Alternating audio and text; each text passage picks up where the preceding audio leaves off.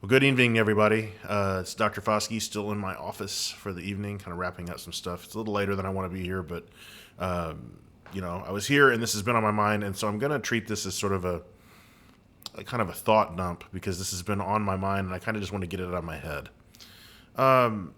This is a message for really anyone that's starting something new, but particularly college freshmen, brand new college students who are probably now in their first or second or third week of class, depending on where you're going to school or if you're on the quarter system.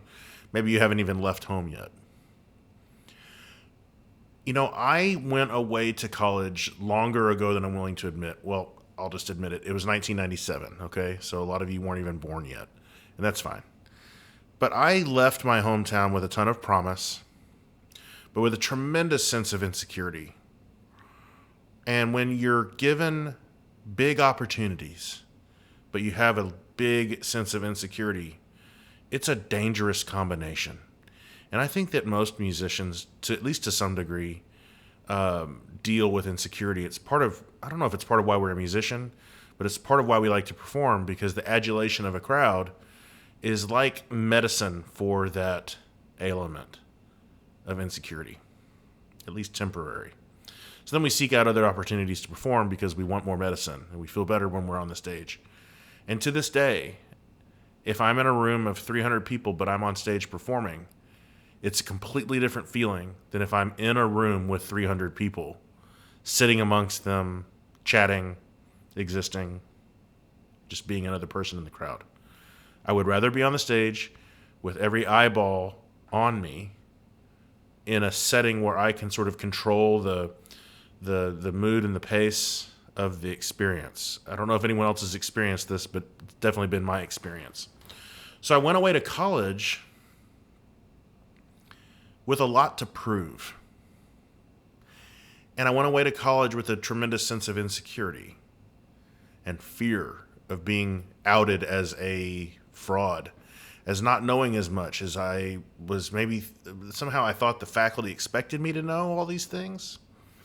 And it really culminated in some of my music academic classes. I remember going to my first piano class, and my piano teacher, if you were a WT student in the late 90s, you know who Bill Evans was.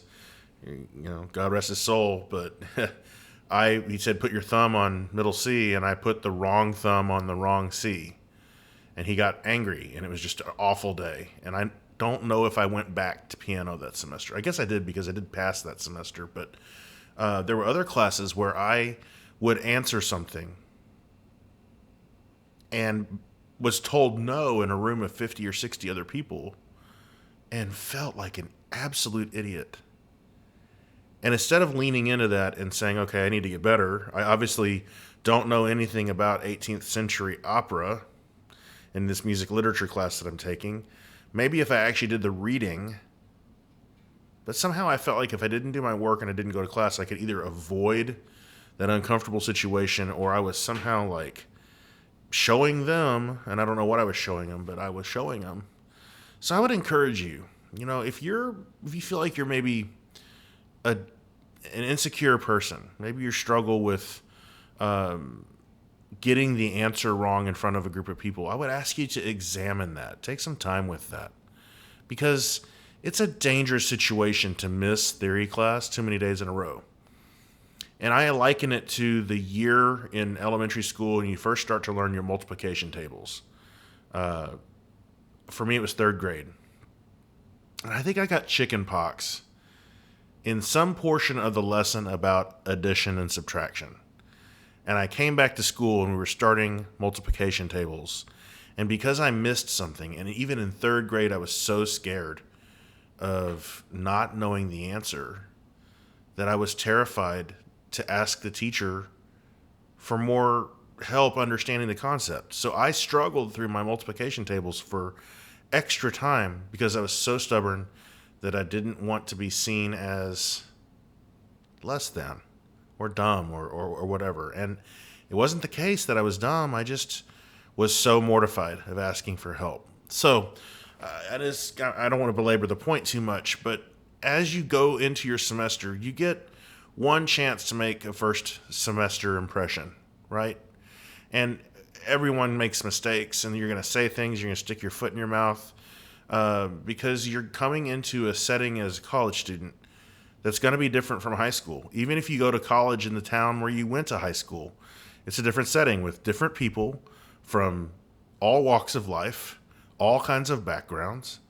You may meet for the first time someone of a different faith, or someone of a different gender identity, or someone of a different sexual preference. All of these things are new. And I would encourage you to sit back and listen and get to know people. Be kind, be patient, most of all with yourself. Give yourself room to not know and to be able to say, I don't know. It's maybe the most powerful thing that you can do, because if you don't know, there's likely somebody around that does know.